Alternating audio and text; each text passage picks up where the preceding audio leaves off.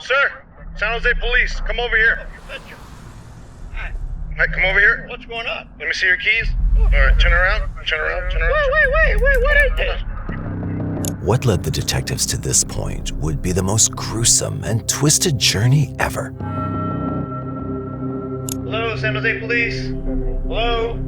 Oh, yeah. Is that herself? Yeah. What seemed like an open and shut case of suicide would unravel into something so grotesque, even the most seasoned officers would be horrified. Can I ask you, was it a foul play or she had some kind of action? Looks like this, but I can't tell. Eventually, one unexpected clue would lead them towards the most unlikely of suspects.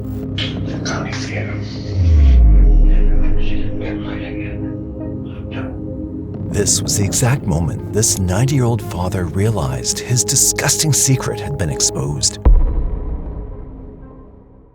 It all started when Karen's friend, Amber Ashfaq, made a 911 call on September 13th, 2018. San Jose Emergency, what are you reporting? Yeah, I'm reporting regarding my coworker. She didn't show up for work for last 2 days. I came here and I'm knocking at the door. She didn't answer the door. Karen Navarro was a quiet 67-year-old woman who lived alone with her 2 cats in a modest house on Terra Noble Way. Known for her dedication and reliability as a pharmacy technician at the San Jose Hospital, she hardly ever failed to reach out, but this time she'd been unreachable for many days. Amber sensed that her friend might be in distress and decided to visit her. When she arrived, she found Karen's door unlocked, which was unusual. I just slightly pressed the door. What Amber saw was so shocking that it was worse than any nightmare. She is sitting on the chair and her face is all black spots on her face. I got scared and came out. I don't know if she's alive or we need emergency medical help, please. When the officers arrived at the house, they encountered something so horrifying that it would stay with them forever. Has she moved at all? Okay, they're good. Thank you very much. Is she moving at all? I just went inside and I just came out. Does she feel like she's passed away? Go inside.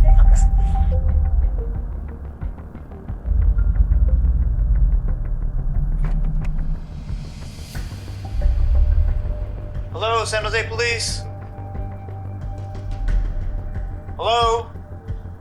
San Jose Police. She's probably gonna be 1055. Oh, yeah? Yeah. Oh, yeah. Oh, yeah. Did that herself? Yeah.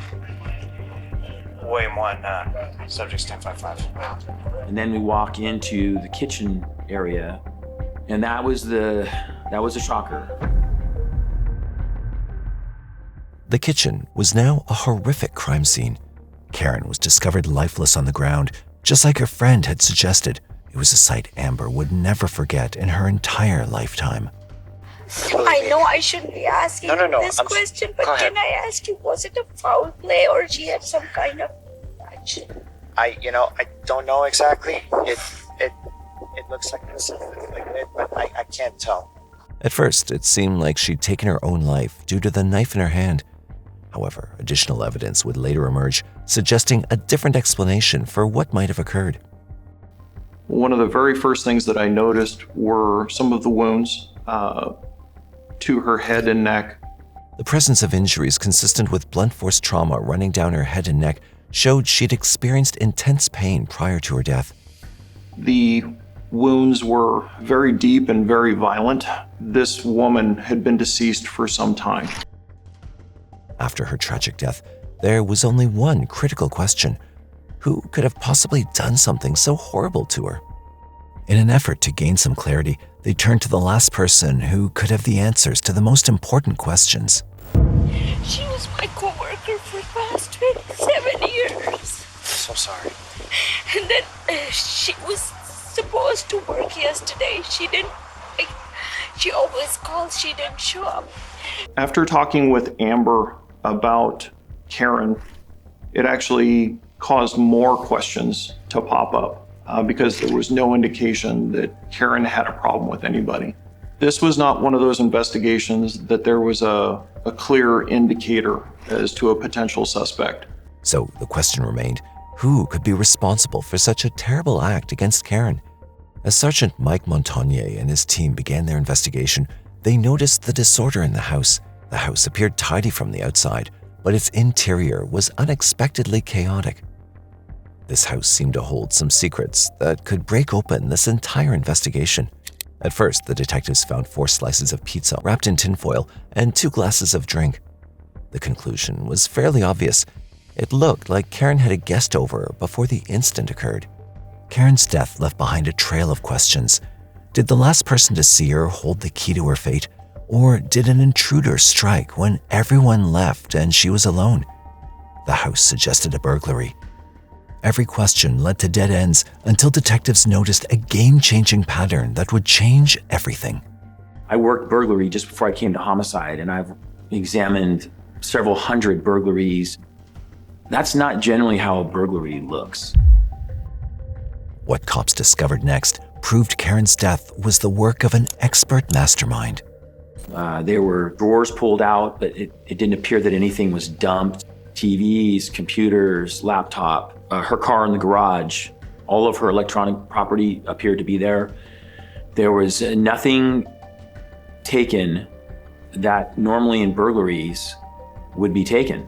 We had our concerns that the scene had been staged. Just too many things don't add up.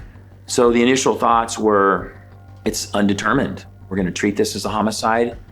Despite searching her home and interviewing her close friends, the detectives still hadn't gathered sufficient information about the timeline of her death. However, the detectives were about to find something very unusual and shocking, which would turn out to be the game-changer evidence in this case. While examining Karen's body closely, the authorities noticed she was wearing a black Fitbit on her wrist. I knew that it stored different types of data. I knew that it collected step count. I knew that it collected heart rate. I also know that it was a watch. That little device could solve this crime. Authorities knew that this small device could be very important in reconstructing the last moments of her life. If it detected her heart stopping, it would give detectives her exact time of death.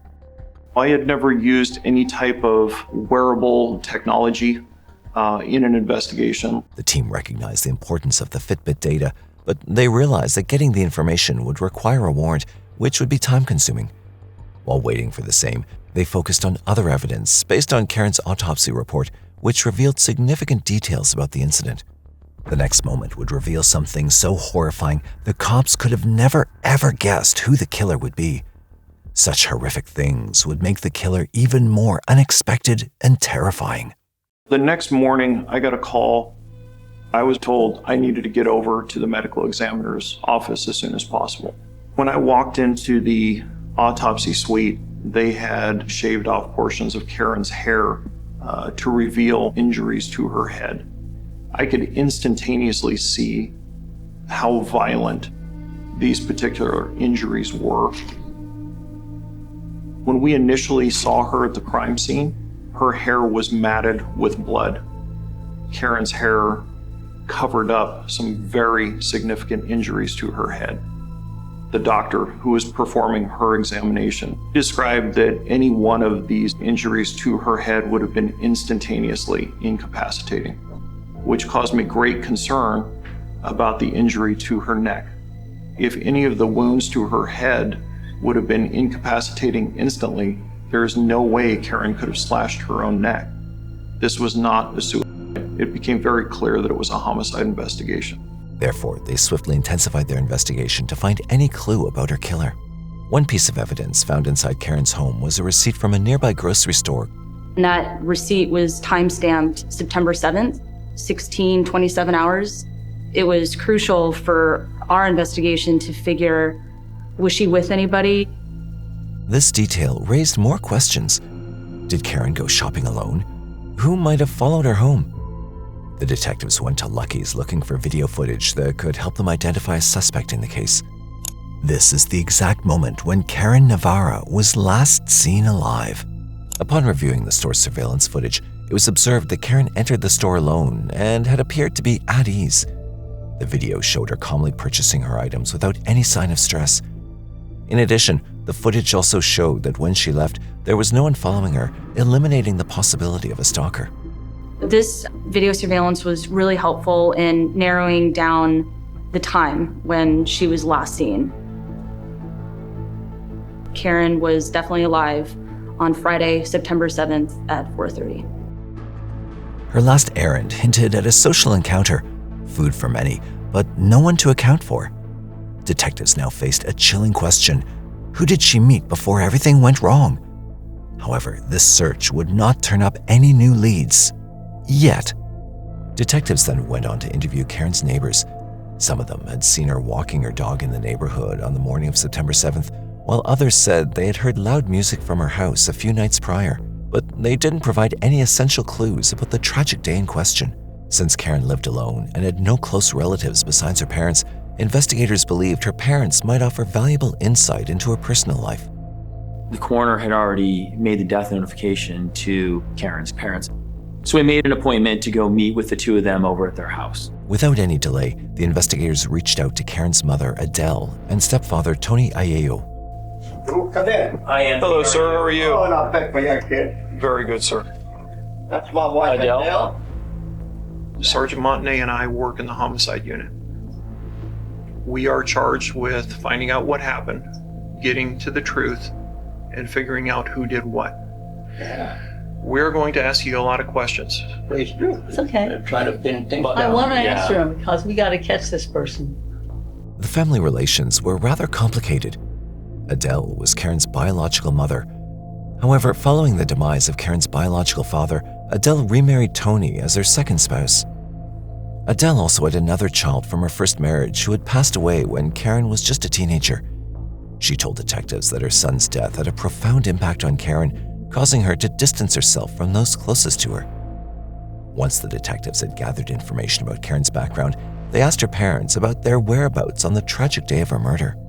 Has she mentioned anyone else recently that she's had contact with that was new? No. Is there anybody at work she had a problem with? No. Anybody in life she had a problem with? There was nothing of significance that they provided us related to other people. But then that's when we started to figure out the last time that they had seen her. I brought the pizza with them. So she and had the a... cookies in a Ziploc bag. Okay. And it's the cookies that I make. What day was that?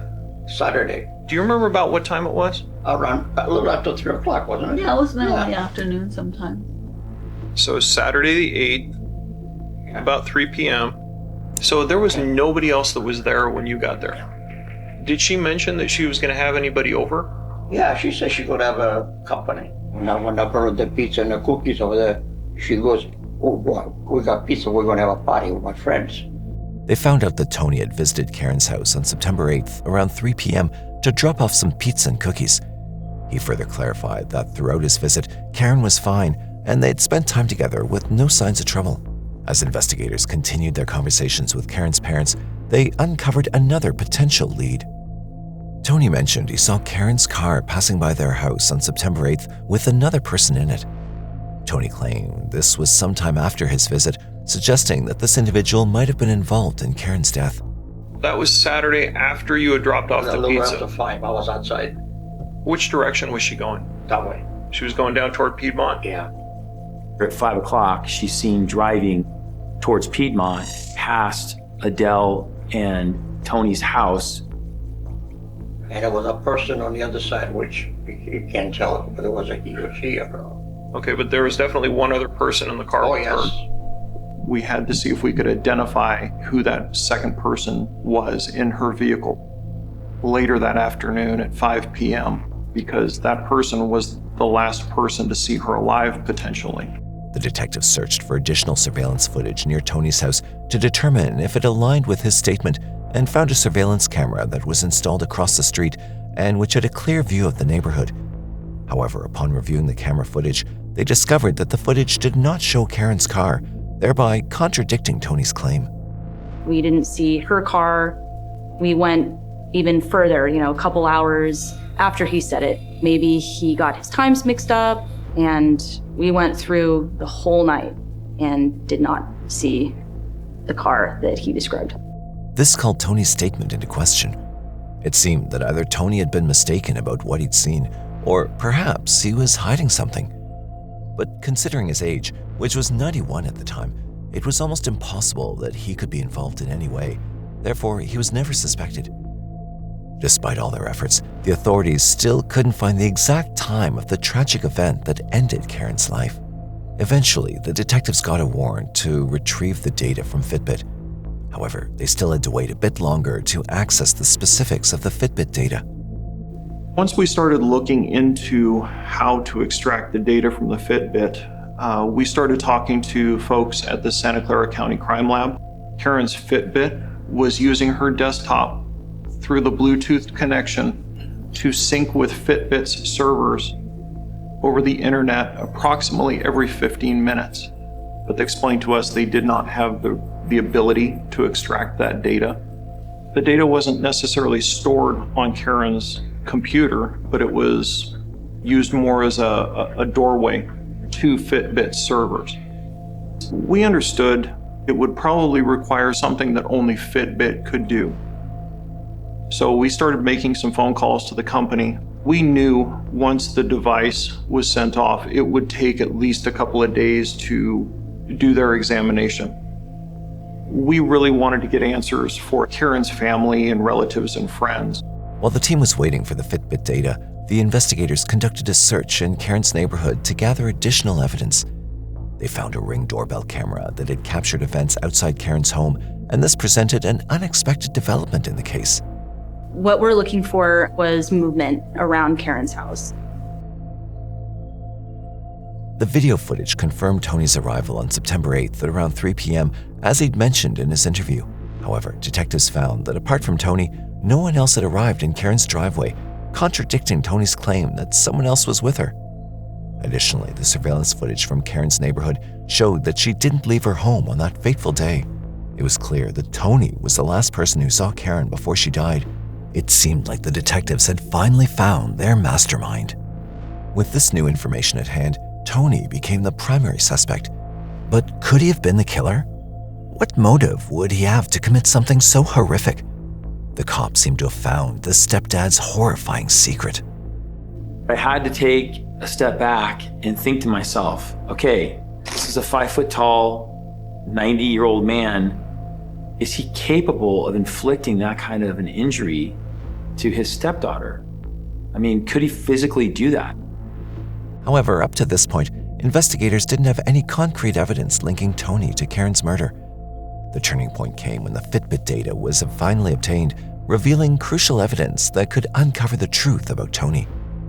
And then right at that moment, when we're trying to determine when he arrived and when he left, that's when we received an email from Fitbit, and you could hear a pin drop. The team anxiously opened the email, searching for the particular moment Karen's heart had stopped.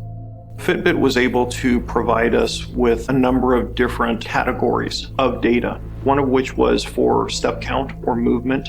Another had to deal with heart rate. There was also information related to sleep patterns. The heart rate was the highest priority for us. We were all waiting just with bated breath, like, okay, when was it? When did her heart actually stop? The Fitbit revealed that on September 8th, Karen's heart rate had spiked until around 3:20 p.m. and then plunged, the final record showing her heart ceased by 3:23 p.m., just minutes after Tony had left her house. The detectives were now confident that Tony was involved in Karen's murder. Under the weight of this new evidence, officials sought an arrest warrant for Tony. Sir, San Jose Police, come over here. Oh, you betcha. Hi, come over here. What's going on? Let me see your keys. All right, turn around. Wait, what is this? Honestly, when we pieced all this together, I was kind of in shock. But we're like, look, this is just all lining up. I mean, we are following the evidence, and the evidence has taken us this direction. This is I don't know. Eager to confront him and gather the precise details of his actions, detectives wasted no time bringing Tony in for questioning. With Tony in the hot seat, detectives laid all the evidence on the table. When we found Karen, Karen was wearing what's called a Fitbit. Do you know what a Fitbit is? Okay. I recall taking the time to explain to Tony what a Fitbit was and what it was good for. We had it analyzed for any movement that occurred. I will tell you this, that the movement stopped on the 8th of September, that same day that you went over to visit her. Mm-hmm. Okay? I'll also tell you that the heart rate monitor indicated when she passed. Oh. The heart rate monitor indicated she passed at 328. And I was there 328? You were there at 328. We need to know what happened. What can I tell you? I have no way to tell you anything. If I was there that long, and I don't remember, that's it. I have no answer. You don't have an answer? No, why would I have an answer? Initially, Tony stood by his original statement. However, after a while, the detectives noticed a sudden change in Tony's activity inside the room. Tony started doing exercises like Jack LaLanne. He was obviously still a fit man. And I started to realize that he physically was definitely capable of committing this brutal homicide. As the interrogation progressed, detectives also searched Tony's residence, where they uncovered crucial evidence. While we're interviewing him, the crime scene is serving a search warrant over at Adele and Tony's house.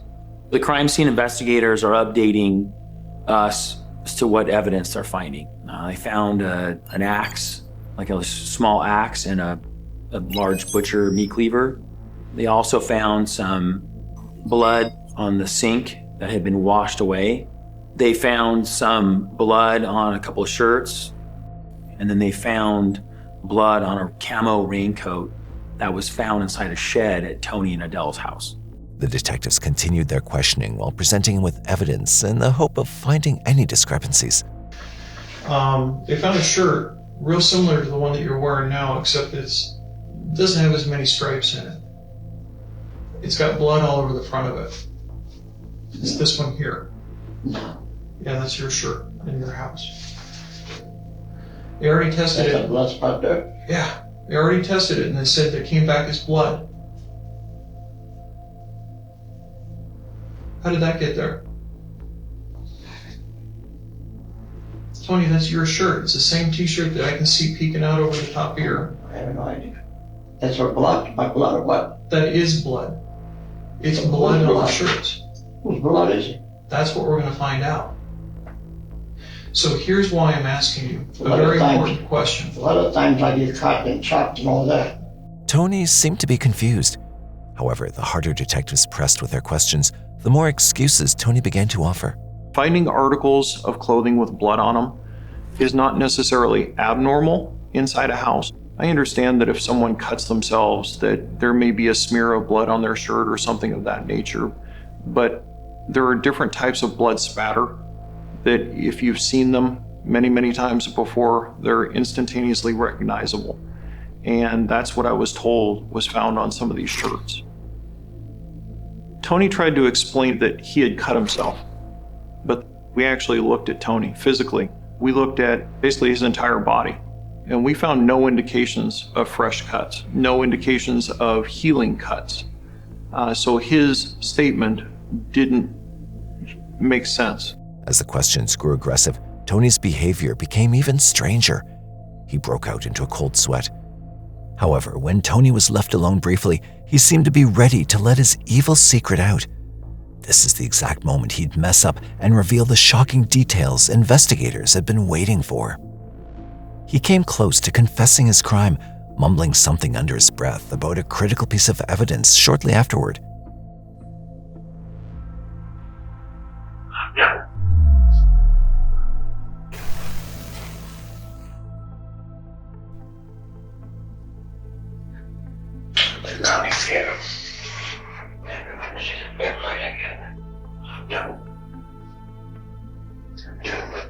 He was kind of mumbling to himself. And then Tony made a major error. Tony looked visibly shaken, and detectives got the sense that he was close to confessing at least part of the crime. It can be. Rainbow.